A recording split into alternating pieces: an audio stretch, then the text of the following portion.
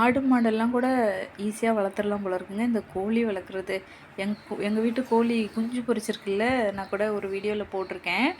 அதை பாதுகாத்துட்ருக்கோம். இப்போ ஒரு 2 வாரமாக ஒரு தனியாக கூண்டுக்குள்ளே போட்டு அடைச்சி வச்சுருக்கேன்.